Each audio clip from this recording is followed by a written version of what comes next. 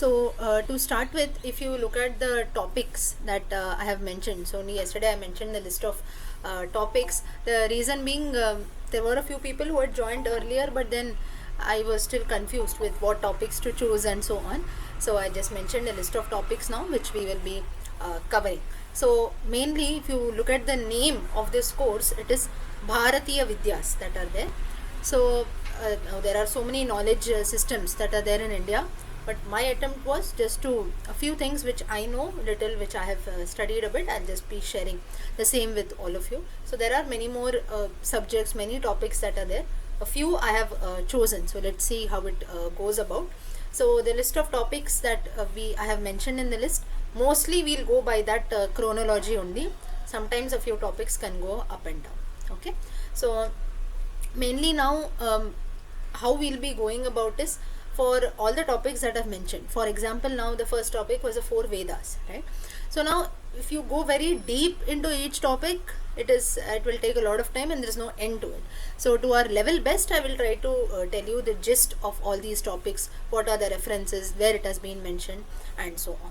So approximately we'll have I will not say only one session, at least 2 sessions for every topic that is there, but that we cannot fix it now. At least for this topic there will be only one. Next topic, it will, like some people are asking how many sessions per topic, so that depends on the topic also, that depends on how we cover. So approximately for the entire course that we have, I have told 10-15 sessions, but mostly it will go beyond that only. So because the topics how we cover, it depends on that. So all these sessions along with the live class, I'm also audio recording it. The relevant material I will share on the group too.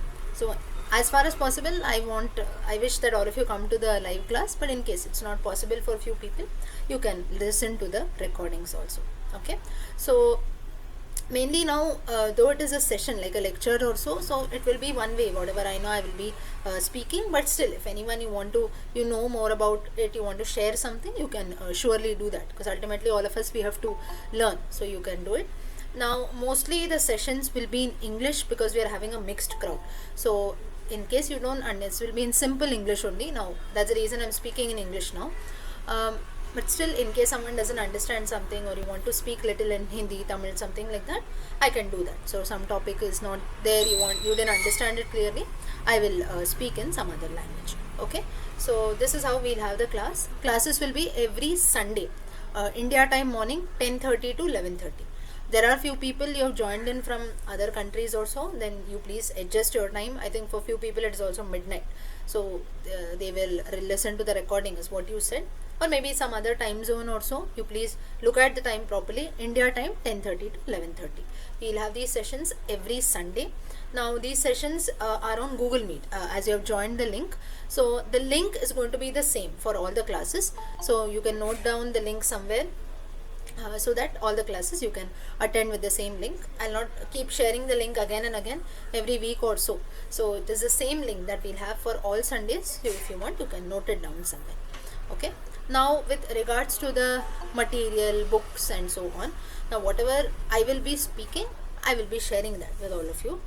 Beyond that, my suggestion would be, if you want, you can just keep a book or pen with you, maybe a few sheets of paper if you want, and a pen, in case you wish to note down something, or something you wish to ask towards the end, or so you want to ask something, you can do that, or you want to share something like that. For that reason, you can just keep a book or something. Beyond that, I advise that it's not needed to write down everything. If I show you something on screen, or I'm speaking each and every word, you need not write. Otherwise, then we lose the purpose, right? It becomes like a school. You're writing each and everything. So it's better you don't write, because anyways, I'm going to share. But still, you feel something has to be written also. In that case, you can note it down. So I suggest keep a pen and book with you. You want to note down something, you can. Each and every word you need not note down. That's not needed. Okay. So this is with regards to the course that we will have. Anyone wants to ask or say something? You have some questions? Any doubts? No one has any doubts. So you just want me to start immediately? Anyone wants to ask or say something? Yes. We'll start then. Okay. Yeah. Okay. So we will start now. So now today, what exactly we are going to see? So maybe once you have the class, once I start speaking, it might be that you will have a few doubts or so. So you can ask it then. So mainly today, what we are going to do is now one more thing. Some people said that we want to join only for a few sessions. Few sessions we don't want to join. That is your choice completely. So you have the audio also that I will be sharing of every class. And before we start a new topic also, I propose that I will just mention that today we start with this, whenever we start. It might take 2 sessions, sometimes we finish a particular topic in 1 session, sometimes it might take even more. So this was with hardly a few people wherein they said that few only we wish to attend. So that is your choice. If you want, you can attend even that way. But I feel that if you attend everything, that is good. So that is your choice. But in case someone is like that also, I will mention what session we start. Whenever we start with a new session, I will update on the group. So you can join accordingly as per your interest. Okay, so that is also fine. So now we'll start. So today what we are going to do is we will look at an introduction. So the PDF that I had shared yesterday on the group and with the message regarding the topics which we will cover. So I'll just share that on the screen. And with regards to every topic, now let's see how much we can cover today. With regards to every topic, I will just give you a small introduction. When we look at that particular topic, we will go still deep. But why this is important is today, the reason being there are a few topics which not everyone is familiar, or maybe it should not happen that I don't know about this topic at all. Today, after we finish, maybe in an hour or so, after 40 minutes, 11:30, all the topics that are mentioned, at least we must know what it is, right? So, if not all, how much ever we can cover, let's see. So, a small introduction, therefore, is needed for all these topics. So, I'll just give you an introduction of these topiks that are there, which we are going to cover, and then slowly, from the next time also, we will look at every topic in detail. Okay? Yeah, Prasad ji, you want to say something? No? Okay. So now there is some background noise as if vendor is shouting, or maybe one of the participants is unmuted. So you can request all participants. yeah. Yes. Correct. Someone has unmuted. Correct. Okay. So everyone can just keep your mics on mute. That is better. Maybe you have the roadside noise also that is coming little. So in case it's a harsh noise, I will. Yeah. Now everyone is on mute. 10. You have given the origin of chess and Swastika. What is that about? Sorry, what you're saying? Origin of chess and Swastika. You have given. I'm not able to hear you, Indraji. What you're saying? You have given origin of chess and Swastika. Chess game that we play. Oh, that is only given. Yes. You are going to give the small introduction. Of Yes, I will introduce you of all topics. Chess, that is a chess game that is there. Yeah, so how it originated. In fact, chess is one game that is originated in India, and today many people they play and so on, right? So therefore, we'll look at all the topics one by one. So today, that's the reason I told that there might be a few topics like this which we don't understand or we would have not heard at all. So at least little we must know about what we learn later in detail. So therefore, I'll just give you an introduction today of all these topics. Okay, I'll just share my screen now. You can just have the topic PDF in front of you. Nothing much today with regards to the material that is there. Okay. Yeah. So this is the list of topics that I have mentioned. First is Yoga Shastram. Now, Yoga Shastram,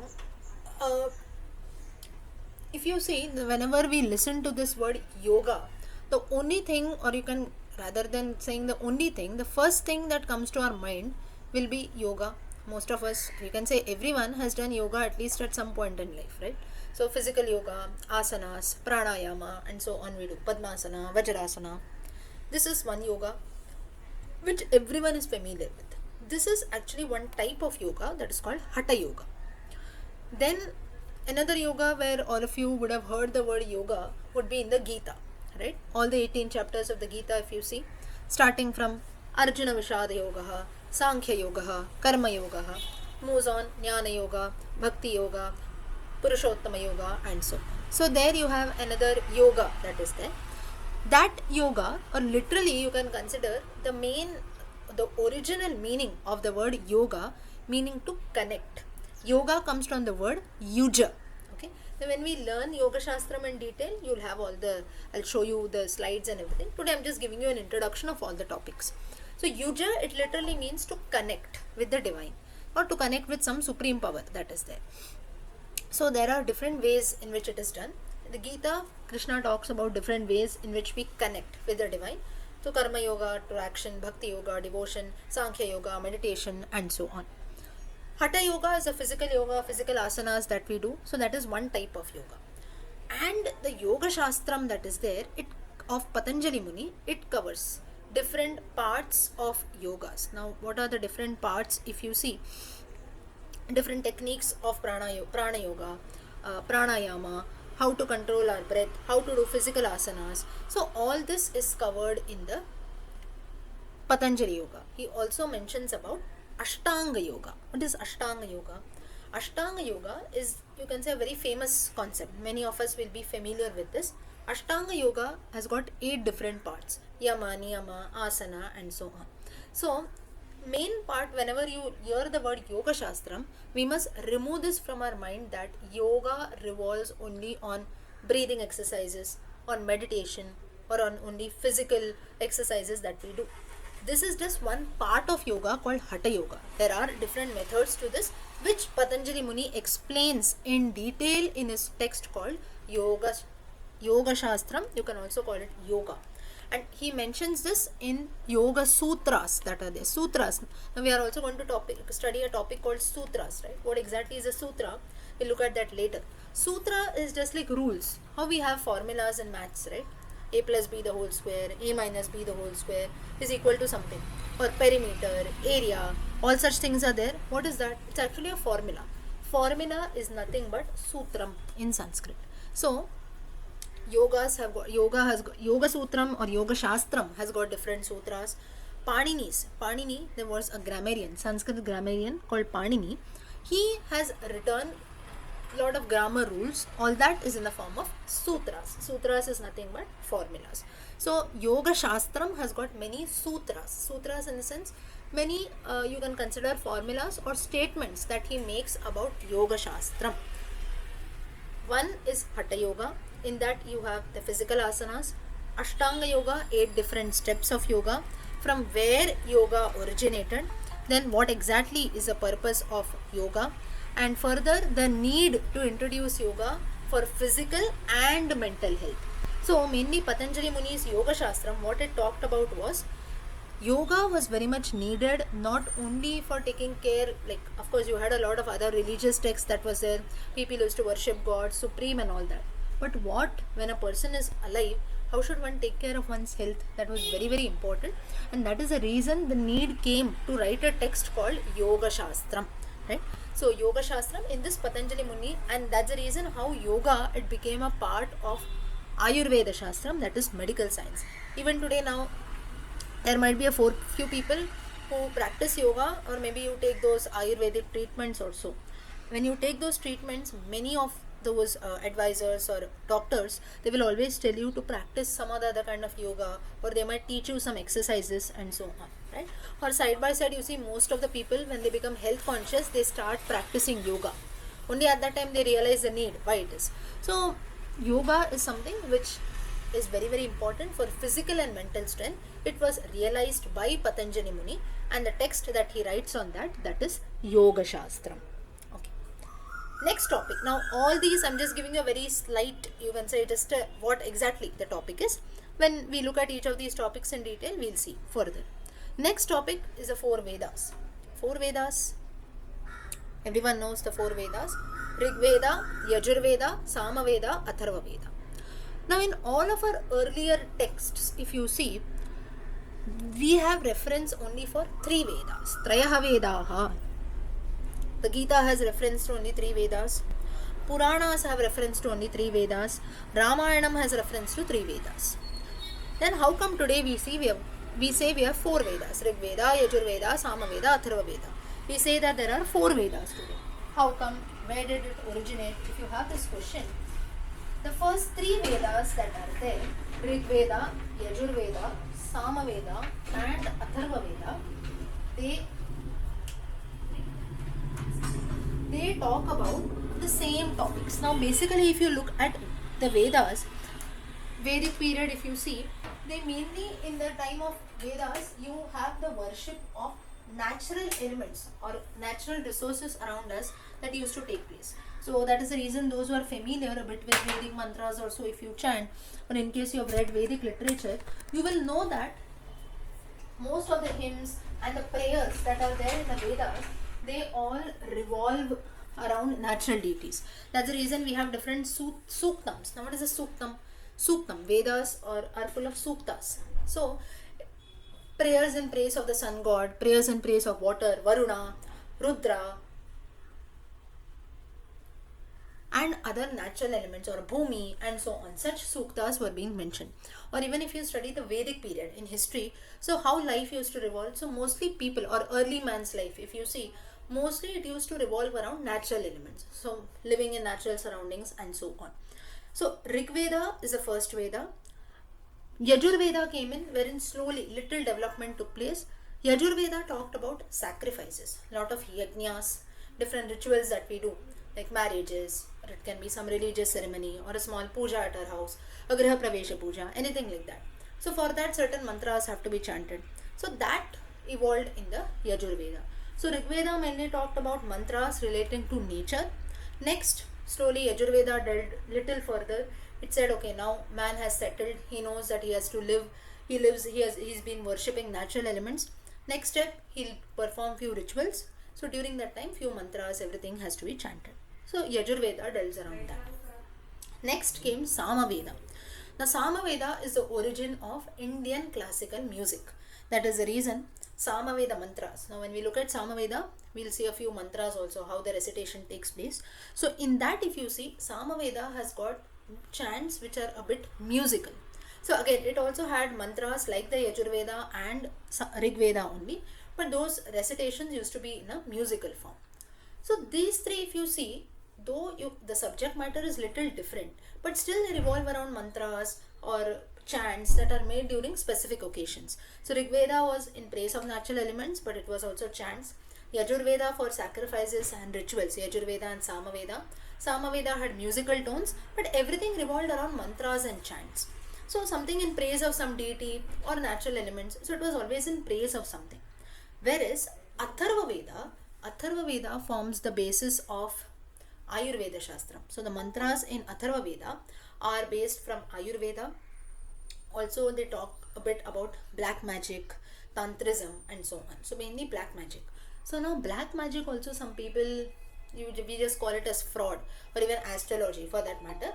We cannot actually call it as fraud. The reason being, Jyotisha Shastram is a Shastra in itself, right? So of course we find many people who are frauds who delve in astrology, but that doesn't mean that the Shastram itself is false. So if we study deep into it, we know about it. So Atharva Veda deals with such topics, which if you see, unlike the three Vedas, Rig Veda, Yajurveda, Samaveda, it was not in praise of any deity or so. It talked about these sciences like Ayurvedam or black magic and so on, which have emerged quite lately. Like Ayurvedam, the time period, there was a difference in the time period. Ayurveda came quite late. So therefore, Atharva Veda in earlier times, in most of our scriptures, if you see, like I told you about the Puranas, Ramayana, Gita and so on, it gives reference only to three Vedas. But in today's times, we have the acceptance of four Vedas that are there, and Atharva Veda is also a part of the Vedas. Okay. Now each of these Vedas, if you see, there is a date period also that has been told. But again, how much the date and everything is correct, we don't know, because again in India you have a lot of knowledge that is passed on through oral tradition. There are a few records, manuscripts and everything, but still we believe in oral tradition. So that is the reason why we don't have proper records also. There can be a few confusions, but still whatever has been accepted worldwide, we can consider that.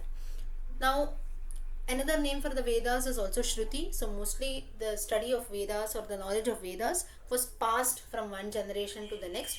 The sages used to teach their disciples, the disciples used to teach to their disciples and so on. So this is how in the Gurukula children used to study the Vedas. So this is in detail about the four Vedas that were there, that form the basis of our knowledge system. And then after the Vedas, next you have the Itihasas, Ramayana, Mahabharata. Next you have the Puranas, 18 Puranas, then the Upapuranas. So this is how the chronology goes about with regards to the Indian knowledge systems. Okay, so two topics I just gave you an intro. Okay, so before we continue, till here everything is fine. Is everyone understanding what I'm speaking? Yes. Yes. Yes. Yes, right? Okay. And Yes. yes, anyone has any doubt? You want to, you're not comfortable or something? You want to say something? No? All good. All good. Okay. All good. Okay. Whoever is saying all good, later I'll ask you questions. Let's see then. Whatever I spoke now, if I ask you questions, can you speak? That good it should be. So therefore, I'm just telling on a lighter note, whatever you note down or whatever I speak, when you say, if you have any doubts, please ask it immediately or towards the end. You can just note down somewhere, because whatever you speak, you learn, everything should be clear. Towards the end, when you finish the session, and by the time we come next week, whatever we speak in one class, whatever I speak, that should be very much clear. Only then the purpose is served, and we also feel satisfied that yes, I learned something new. Okay, so if anyone has any doubt, please don't be hesitant. You feel free to ask. Okay, yeah. So let's continue. Next is Keshavji. I'll say something. No. Okay, we'll continue. Next is Dhanurveda. Now, Sorry, yes, tell. just have a thought. You said Veda Vyasa compiled all the four Vedas. So the four Vedas had come at the time of his during his period. Now see, Veda Vyasa is the person. Now Vyasa, this is not a proper noun. It's a person who has compiled the Vedas. And in every Dwapara Yuga, you have Vyasa who comes in order to compile the Vedas. So therefore, Veda Vyasa is the one who has compiled the Vedas lately. Rig Veda, Yajur Veda, Sama Veda, Atharva Veda. So therefore, that time period will be the same. So basically, if you see, even the Puranas also for that matter, they were about 4 crore verses or more than. You can consider so many divisions that were being done. But ultimately, he divided that into a lakh verses also and has presented in all the 18 Puranas. So mainly Vyasa. Now, the Vedas, if you see, they are called Apaurusheya. Apaurusheya means nobody has written that. If I say I have written something, say for example I write a poem or so, we write the author, right? Whereas in the case of the Vedas, who has written? Nobody knows. Veda Vyasa, why we say he is the compiler of the Vedas. So when Gituji has asked the question, everyone knows Veda Vyasa is not the author. He has not written the Vedas. Vedas are Apaurusheya. Apaurusheya is said to be the breath of the Lord. So it has just passed about from generations. And what Vyasa did, Veda Vyasa, what he did was, all this knowledge that was there, he compiled it into 4 sections. So basically he segregated it.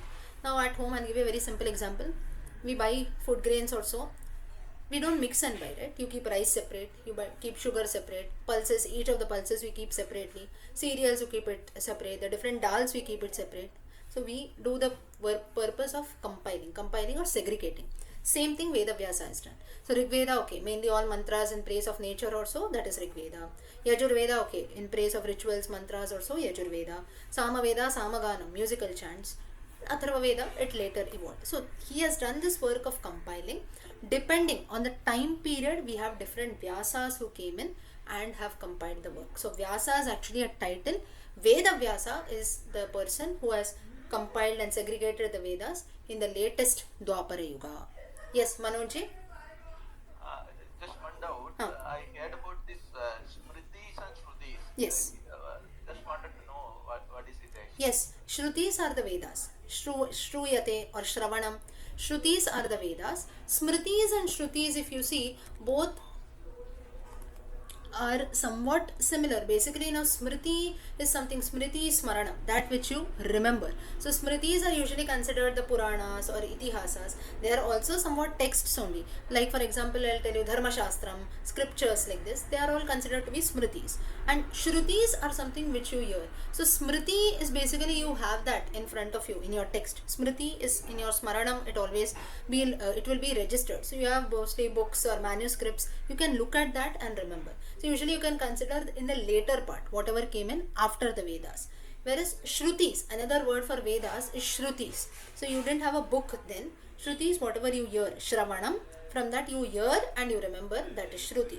Smaranam is something which you see and you remember. Smaranam, they became Smritis. So Shrutis are the Vedas, what we listen, what we hear and learn. Smritis are something which we read, we go through and we remember. Okay, so mainly you can consider Shrutis as the Vedas, Smritis the later part of literature. Okay, now of course in today's times maybe we cannot make up with all this, because everything today we have in the form of books, right? The Vedas also you get so many books that are there, Vedic mantras and so on, but it was not so in earlier times. Today we have many people who have compiled, who have written and so on, but in earlier times initially there was nothing which was in written form, and Indians, we didn't have the habit of also recording and writing anything properly, so that's the reason we lost many treasures also. And of course you have the burning of universities also, like Nalanda, Takshashila and so on. So that also led to the loss of a lot of knowledge that is there. But still, we have safeguarded many things, and that's what we have today, and what we have today little, that we must safeguard further. Okay? Yes. Now next, we have the next... But, one small thing, this Ramayana and Mahabharata, they are sometimes called Panchama Veda also, no? Fifth. That is only Mahabharata. Only Mahabharata is called the Panchama. Yes. Now why that is called? That is called because of its subject matter that is there, because it is very deep. Only if you consider the Mahabharata, it is almost more than 1 lakh verses. And it is said that whatever is mentioned in the Mahabharata, that is seen everywhere. Whatever is not there, such a thing does not exist because of the knowledge. Now for this I'll give you a very simple example.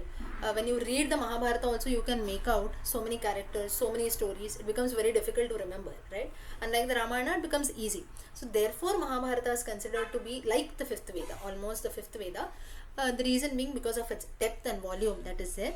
Secondly, Mahabharata has also blessed the world with Pancharatnani. There are many more jewels.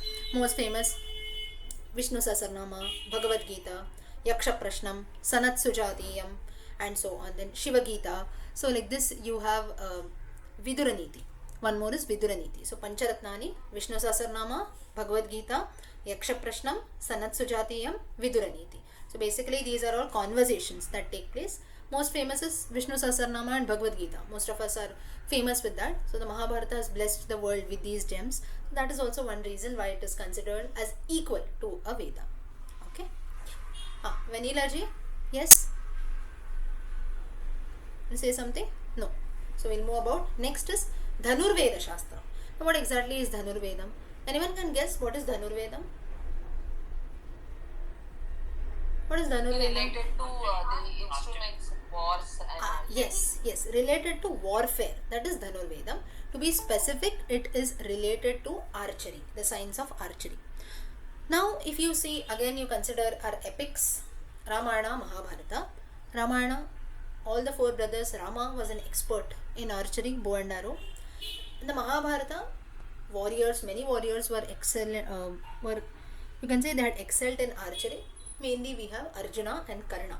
So Dhanurvedam was something in warfare, you needed to be an expert. Now let me give you an example. In today's times now, how you see our army or so, different weapons come in, or every time we make some investments in some ammunition and so on, right? So why it is needed? To fight wars. When some emergency comes in, how can we use a weapon? So we buy so and so guns or ammunition, whatever it is, right? So in those times, what was available is you didn't have so much of modern ammunition. So they used to have maybe different kinds of swords or weapons, Dhanurvedam. So therefore learning archery or the art of warfare was very, very important. Now Dhanurveda Shastram, if you see, it is a part of Yajurveda. You have a text called Dhanurveda Samhita, which is written by Vasishta. Okay, so this is one text. Now I am giving you references because our topic is Bharatiya Vidyas. So we must never feel that okay, some science or some topic is being talked about. So we must never feel that it does not have any reference as such. So Dhanurveda Shastram has got a reference in the Yajurveda. It comes, Dhanurveda comes, it is written by Vasishta. We also now again note one thing, that it's not that one topic is delved only in one text. Like if I'm talking about Dhanurvedam, no, it is there only in Yajurvedam, Dhanurveda Samhita, it is written Yajurveda, Vasishta has written it. It's not like that. You have the reference, little reference in Ramayana, little reference is also there in the Mahabharata. Now obviously it is going to be there because Ramayana, I told you, Rama was using bow and arrow. Vishwamitra, if you know the story, Vishwamitra, Agastya, so many sages, they blessed Rama and Lakshmana with all those weapons and ammunition. And also in the Mahabharata, again, Arjuna, Karna, they were all experts in archery. Dronacharya, he had only taught the science of archery.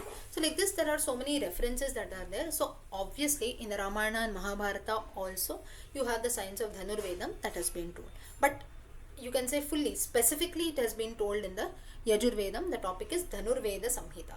So that's the reason wherever, now some things you don't know the reference at all, from where some things have come and so on. That is because it would be mentioned somewhere, but we don't have the, like I told you, no proper recording also who has mentioned it or where the reference is. It would have been passed through oral tradition. So that is the reason in some topics you might not have the reference, but for most of the topics you have the reference that is there.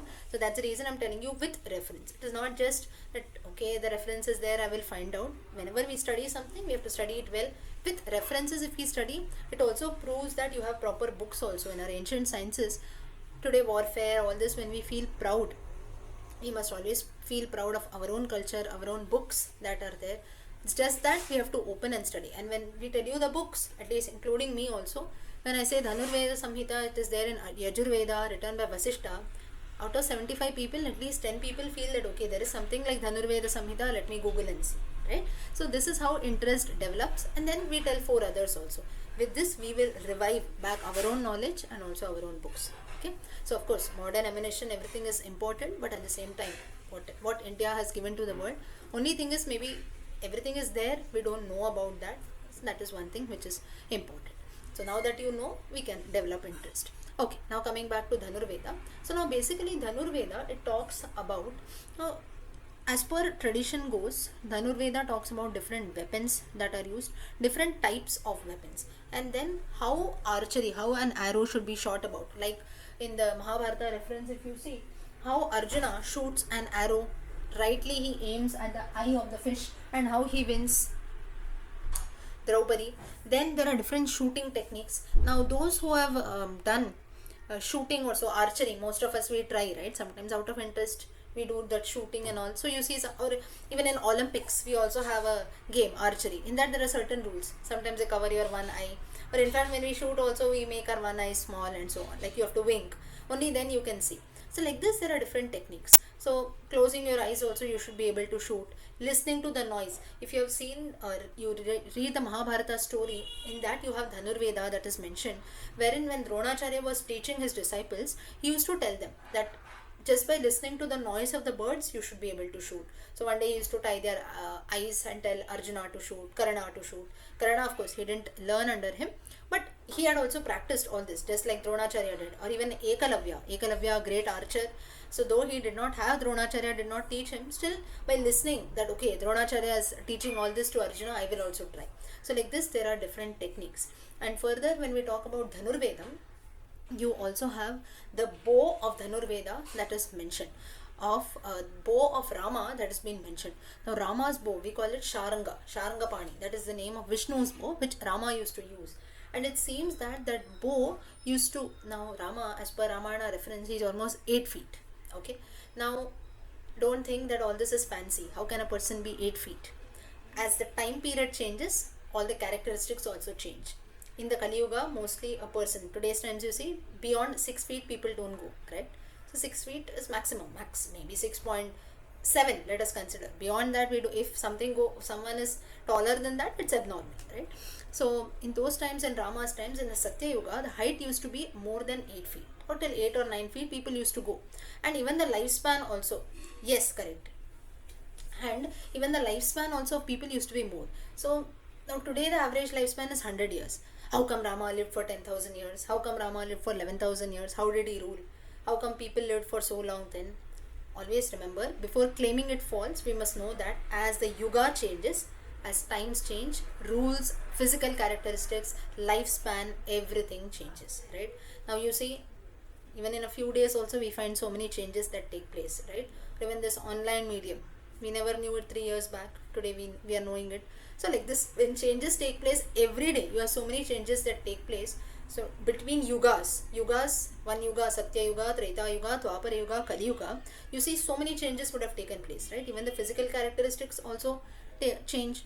You take your example of our own parents and grandparents. How are their physical characteristics? Today, if we sit down at the age of 20, our legs start paining, right? Our grandmothers can sit down even at the age of 90. Why so? We say no, their lifestyle was different. Same thing happens even in yugas. So that is a reason why the lifespan, the characteristics, even the height of people, weight of people, or the age that they used to live, all that used to be different. So in the case of Rama, coming back, his height was almost 8 feet. All this reference is there in the Valmiki Ramayana. Okay, I'm not saying just like that. You must know when you read that Valmiki Ramayana has got this reference, and therefore his bow, the Sharanga bow that he had, that was about 5.5 feet it seems.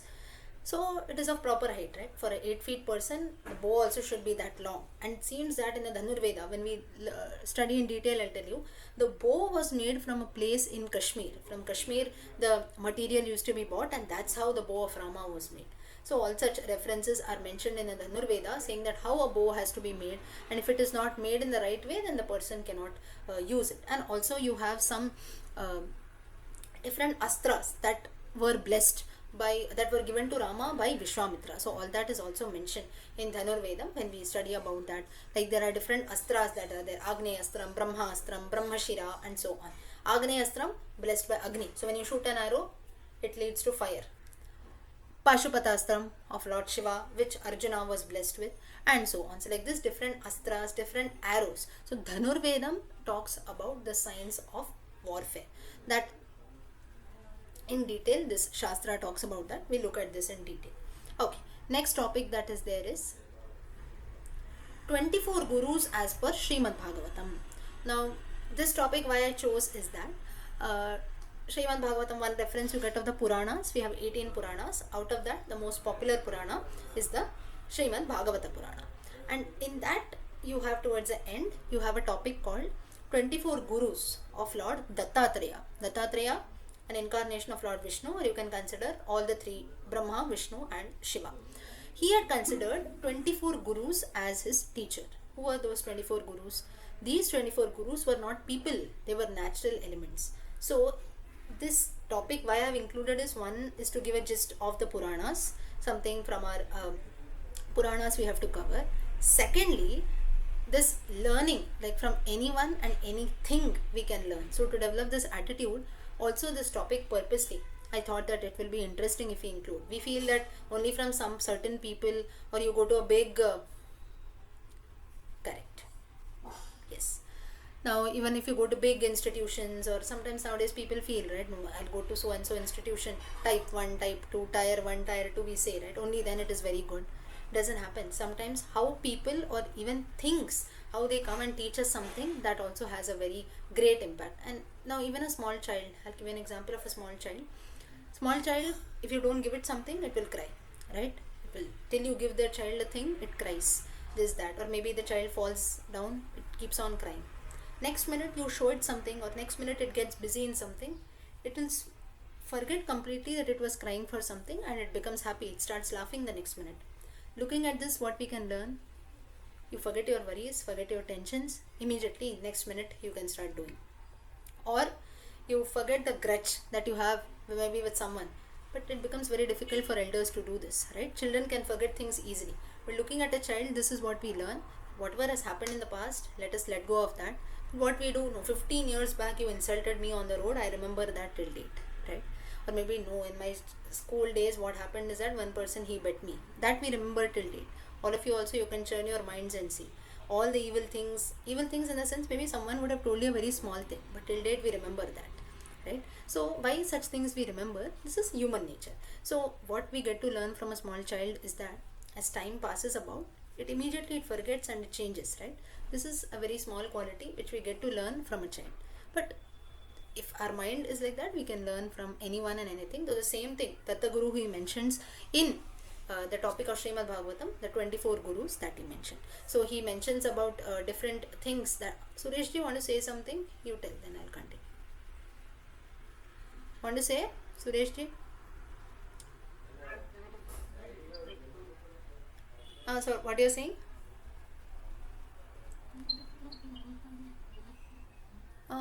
voice is not coming.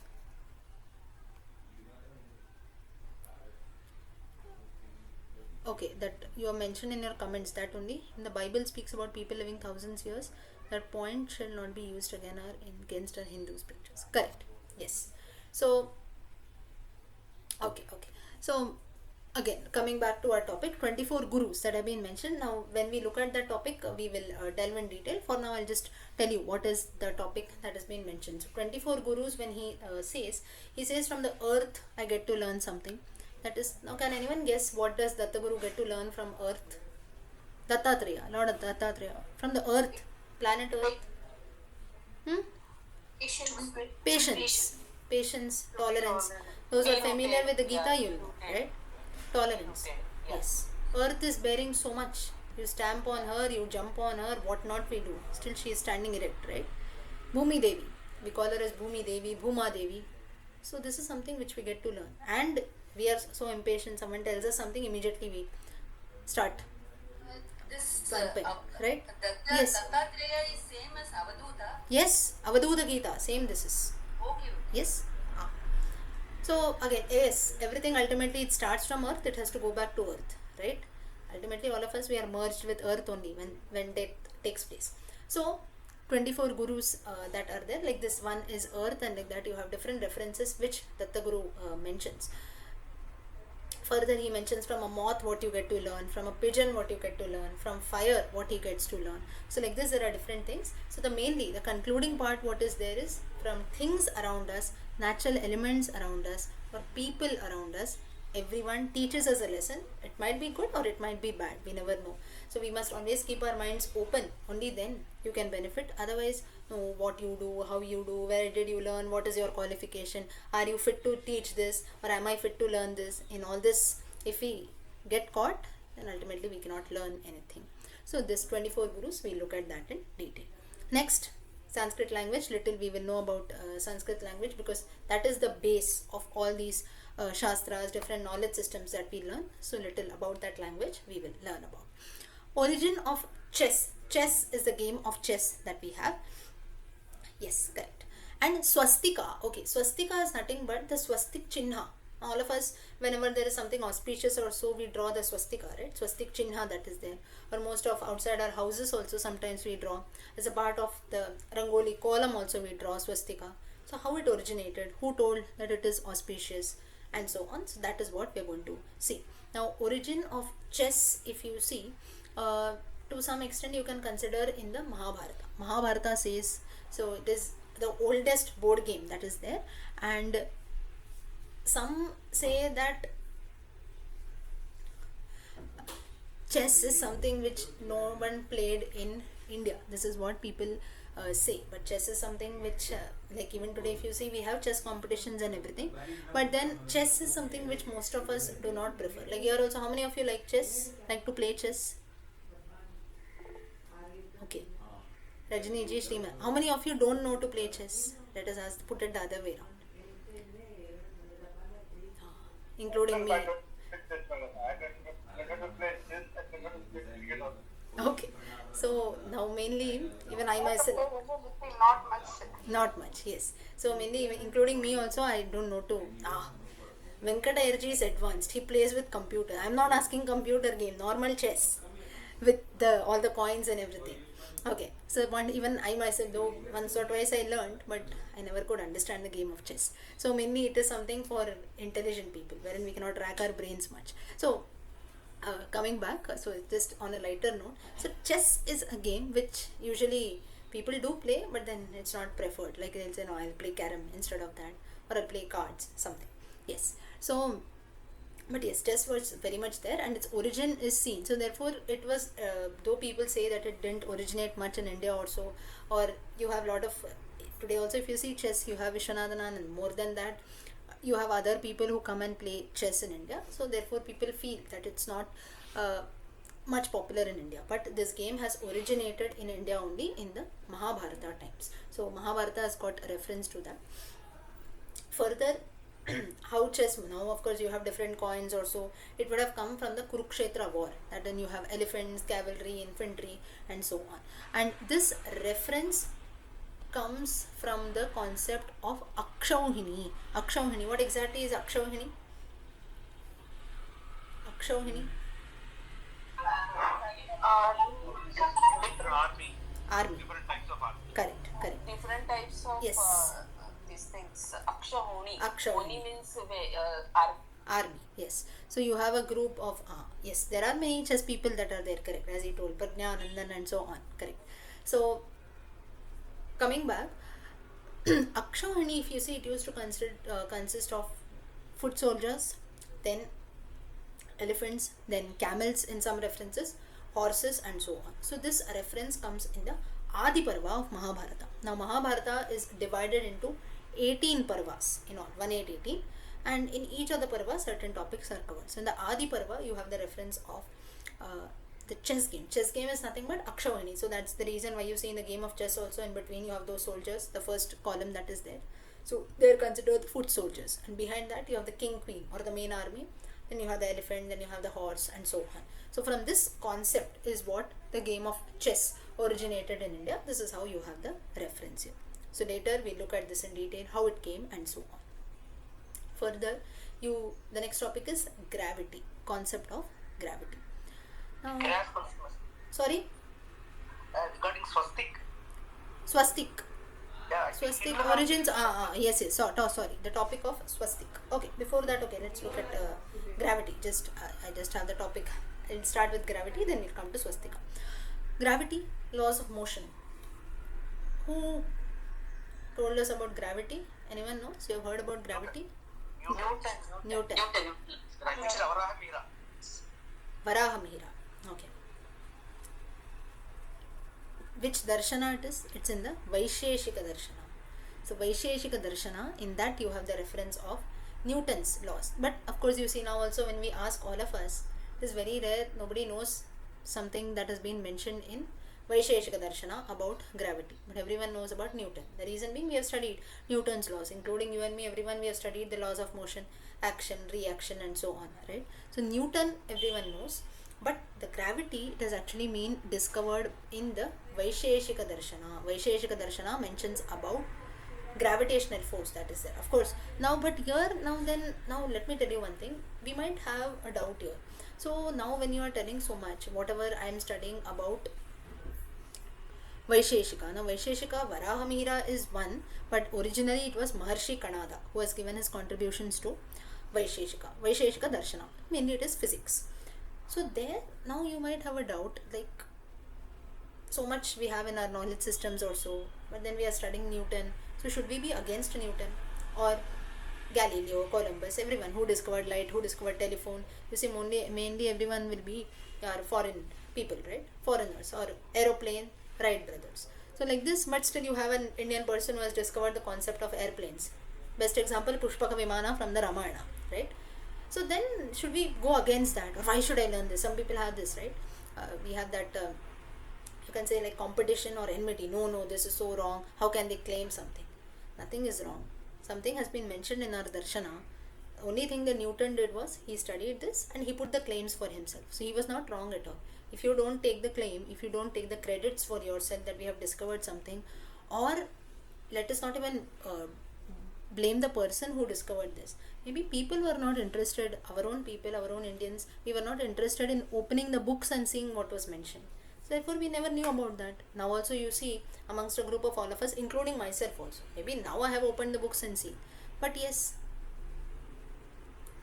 in fact, agree, Venkatayarji, as you say, they discovered things very late. We discovered things quite before. The only thing is, why I am saying this is, some people will go and say, no, whatever foreigners say is wrong and so on. Sitting at our houses and blaming this is very easy. But then we cannot even blame them for that. The only thing is, they didn't do anything wrong. They were very smart enough to take the credits or claims for themselves. Our Indians, they didn't believe in that. And for this, the main reason why this has happened is, most of us, we don't have an interest, or rather, let me not tell an interest, we never felt that we should open our books and see. So little here we are also to be blamed, right? So foreigners, they took the credit and went away. Let's not fight on that. That's a different topic altogether. But then from our side also, as Indians, we have fallen down. Reason being, someone has discovered something and gone. but we didn't take the pains to open and see what it is. So that is where little we fall down. So slowly, when now we are learning, now when we know, now this doesn't mean that okay, should I not study the laws of motion then by Newton? That's what the whole world is studying. You study the laws of motion by Newton, but you also study Vaisheshika Darshana along with that. You study economics from Harvard, at the same time you study Shastram, right? So like this is how a comparative study should be done. So why I highlighted this is that it is very easy to poke fingers, or foreigners did something, we didn't take the claims, they did it quite late. All that is fine, it's true. But then where did we fall down and what can we do now? That is important. Rather than fighting and saying that no, I need the claim and so on. More than taking the credits and claims, at least whatever we know, if we can safeguard that, we can tell 4 other people and automatically people will know about that. Thing that happens is we only don't know anything. Yes, now it happens with everything, every one of us also, right? If someone tells us something, we get attracted towards that, we get motivated towards that, we feel, oh wow, this is so nice, right? So it happens with all of us. So we ourselves, if we develop interest, that's when we open our eyes and we learn, right? So the origin of gravity, that has been mentioned in the Vaisheshika Darshana. Maharshi Kanada, he mentions about that. Okay, so when we study that, we'll look at that in detail. Next is the concept of swastika. How swastika originated? Let's have a look at that. Yes. Now, swastik, this sign, how it became a sign of, you can say, holiness, or you can consider, now usually if you consider the swastika in some, I don't know if there are any people who follow Westernism or so here, or if you have read, the sign of swastika actually is considered little, yes, correct. So usually it is considered to be something evil and so on. So again, that is their way of belief that they have. But for us in our culture, we consider swastika to be a very auspicious sign. Sorry? Hitler followed that, yes, Nazism. So in that, racism, hate, horror, in such things, they used to have this swastika symbol. But so that symbol differs. yes, the symbol differs. It is not exactly the same. Correct. The symbol does differ. It's not exactly the same. But yes, to some extent, people feel that it is somewhat. Now, if you look at the symbol that Hitler used, it is actually, you will have those 4 dots also, if you have ever seen, right? So that is also there. And again, in the course of time, you have different references that come in, how it changed about and so on. But here, Hinduism, or let's not call it even Hinduism, in our Indian culture, if you see, swastika is used as a sign of auspiciousness. And how this was considered, mainly now it is not only swastika, there were many other signs, like even the plus sign or 1. All this you have, ancient man used to write these in caves. And now why he used to write such symbols in caves was, they did not know to communicate. The concept of speech had not existed then. So then they had to communicate in some ways. Therefore such symbols used to be written, and then in the course of time, communication used to take place. That's the reason when you have studied early history or so, you would have seen that looking at inside caves or manuscripts, carvings or so, you can see only pictures, right? Pictures or symbols. And looking at that, something is decoded. Now this is something which people in earlier times used to feel, people cannot speak, so that is the reason, looking at all that symbols and so, you have to understand what they actually meant.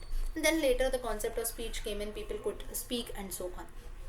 But you see the same thing now, most of us, those who are in the IT industry, you do the same thing, right? What is that? Coding. You have different codes.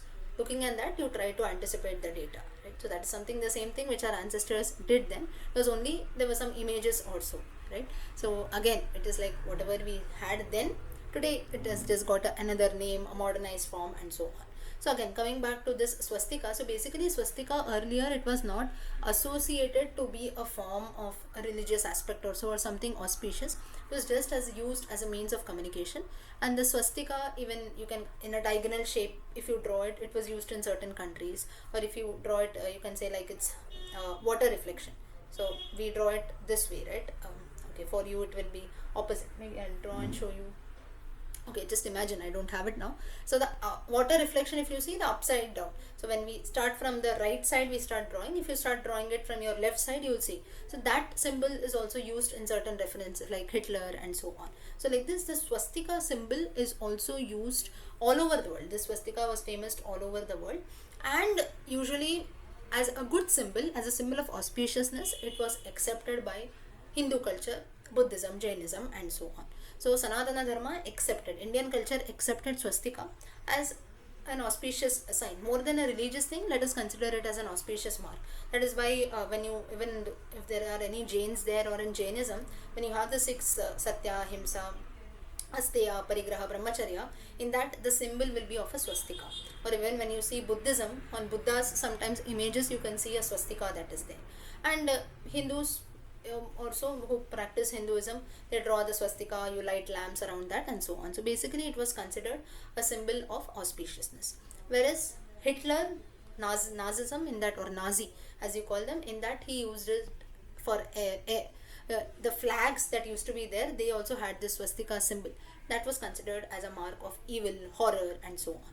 So, and there are a lot of misconceptions also with regards to the swastika, because now we have considered it, or Indian culture has accepted this as a good sign, but because Hitler, or there were a few you can say some foreign elements, or you can say foreign countries also, they accepted the swastika mark in a negative way. Or now because Hitler's war, if you see, it had an impact all over the world, so therefore it also had, in between, it also had a very misconception of being an evil sign and so on. But still later, nowadays of course we don't have that topic, but still people used to misconcept it. So we have to be very careful. Like he rightly said, the design in which the swastika sign is drawn is quite different. So therefore there are a few misconceptions that are there, but mainly why then we have adopted it as a good concept is that because our ancestors, they used to, you can see this in all our civilizations, like the Sindhu Sanskriti, Indus Valley civilization and so on. So like that, swastika is always seen as a good mark only. And swastika, so that is the reason it is used for auspiciousness. So in those times, early man, he used to, whenever he wanted to tell something auspicious, or maybe some festivals or something, they had some celebration, they used to draw the swastika chinna everywhere. Then later they started lighting lamps around it. So that's how the concept of swastika was accepted all around in the world, and that is the reason why you have this swastika as an important vachana. Now we look at this in detail when we look in this topic. Then how come the name came as swastika? Now you have something called swasti vachanam, swasti vachanam or swasti vachanam you can call it, meaning blessings. Now this you get in many texts also. Now someone says swasti prajabhyah paripalayantam nyayena margena, the shloka comes in, right? We say swasti shlokas. What are swasti shlokas? Swasti shlokas are nothing but mangala shlokas, so mainly auspiciousness. So that was where swastika was used in. So therefore swastika, this chinnam, has been adopted as a sign of auspiciousness, mangalam. Maybe you do something auspicious, or you buy a new house or so, or when we write those shubh labh also, you see the swastik chinna is used. It means actually a swasti vachanam, or mangala shlokas, auspiciousness. So that's how the origin of swastika came in. Always remember, swastika, this chinna, in different references, it has been used in different meanings also. Like you have Hitler's war, even in a negative front also it has been used, but our culture has adopted it in a good way. So how it is adopted, how it passed through different things, all that we will look in detail.